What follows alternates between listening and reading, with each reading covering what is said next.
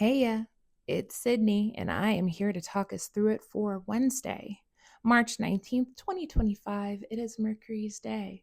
And as a reminder, Mercury is still retrograde in Aries. Today he sits at the 8th degree, and he is ruled by a very still out of bounds Mars in Cancer.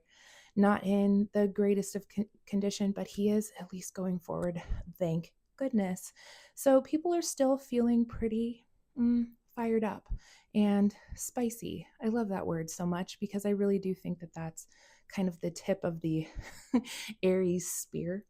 So Mercury really needs to slow down and to potentially take other people's frame of mind into consideration before they go and pop off. But you know what? Mercury and Aries is going to do what Mercury and Aries does best, which is probably speak before it thinks. But this is a reminder to maybe, if you can, count to three, think a little bit harder than you necessarily would before you go and share your ideas and feelings with other people. Let's talk about the aspects for Wednesday. So, early in the morning, before most people are awake, we have the moon in Scorpio opposite Uranus and Taurus, and we also have the moon sesqui square that Mercury in Aries. And so, I think that this could potentially bring some disruptive sleep, some cranky, frustrating, maybe scary dreams, right? Moon in Scorpio, really needs to learn to eliminate old patterns around its anger and frustration and the way that it holds on to the emotions that it feels, being in a fixed sign. And so, there could feel like some frustration when we wake up, like we've kind of gone through it in our dreams. At 8:12 a.m. Pacific Standard Time, we do have the moon in Scorpio by quintile, that Chiron in Aries. And so I think that there is perhaps a little opportunity here to bring some sort of healing that could happen in kind of a light, ephemeral way in the morning. So maybe it's as if we have these dreams and we wake up thinking that or feeling rather, that we have done some work in our subconscious time. At 12:07 p.m., we do have the moon in Scorpio trine the sun in Pisces at the very last 29th degree. And then void of course begins again. And we just got out of the longest void of course ever. I think it was like 62 hours. Thank you, Alina Astro, for delineating that, because I was just like, wow, it's so long. But we have this moon trine sun, which can bring us to a sense of feeling harmony in some sort of way, intuitive harmony, feeling a bit more connected to our awareness, both internally and externally, and feeling like we can finally move forward. We like the trine between the sun and the moon.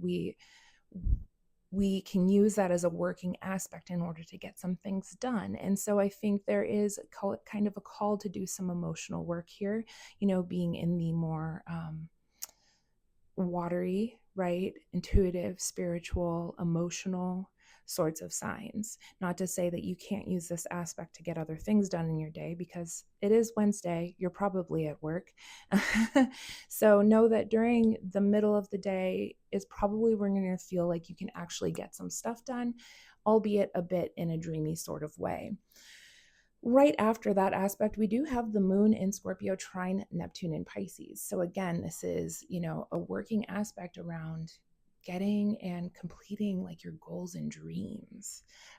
It can feel like a more spiritual time. And in some ways, I think if you have the wherewithal and the time to kind of sit down and meditate during this period of time, after all, the void, of course, has begun. So there's some sort of maybe call to rest or get a little bit quieter. This would be a really good time. So again, that's around 12:18, 12:20 p.m. It's going to hold for a couple of hours. Now, an hour later, we do have the moon entering Sagittarius, and the void, of course, ends, right? So take the time before to do a little bit of meditation, maybe have a really quiet, contemplative lunch. And then we go into a Sag moon, which is a little bit more fun. Hopefully, the mood will lighten lift up, and we'll be a little bit more pregnant with ideas. We are going to want to be a little bit more playful, hopefully. We're going to feel a little bit more adventurous, wanting to take off in whatever direction.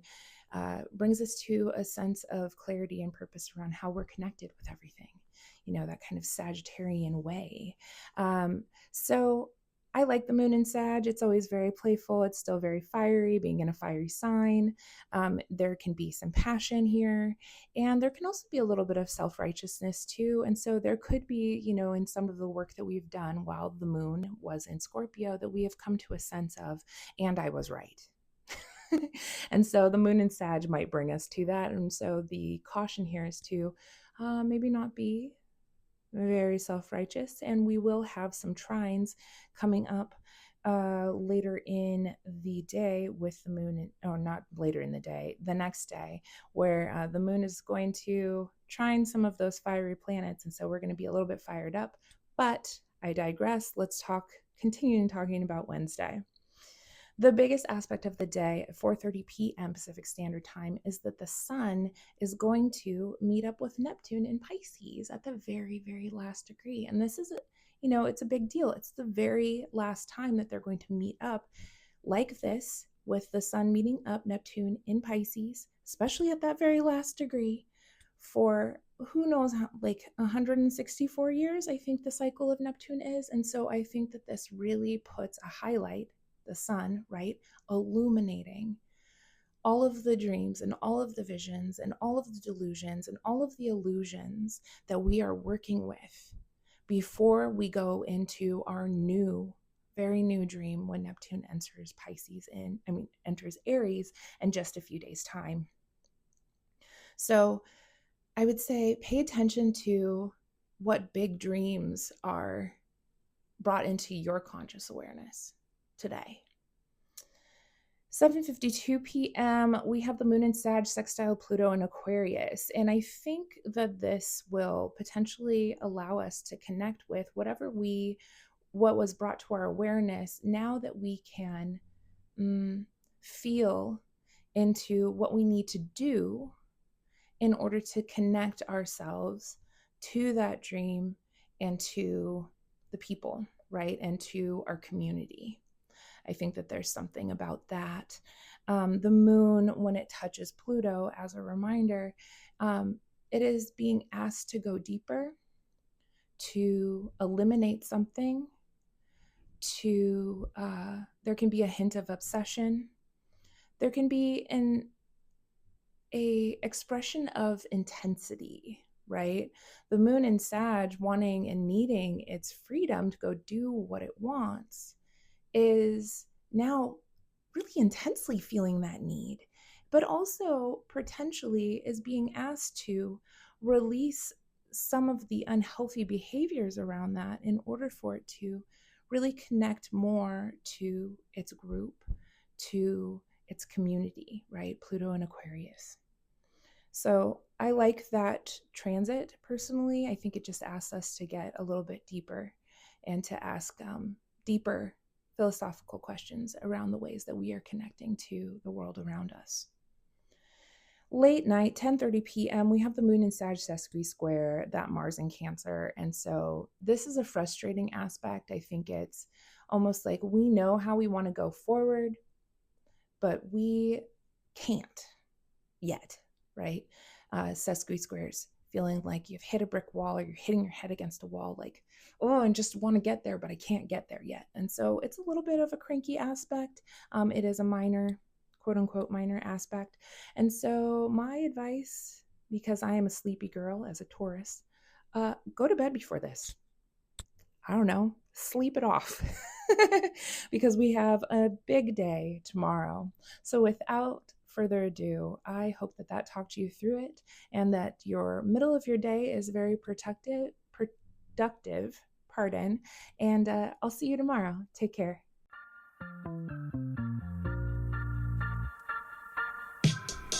Hey, thank you for listening to today's Astro Weather with me. I'm Sydney. As a reminder, I'm always open to seeing both new and my beloved returning clients. My website is ddastrology.com. That is D as in dog, D as in dog, astrology.com to check me out, and just click the email buttons in order to schedule with me.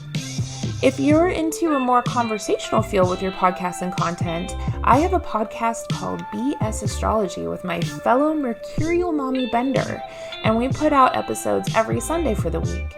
Just search BS Astrology on YouTube or wherever you enjoy listening to your podcast, including Spotify, Audible, and more. Have a good day.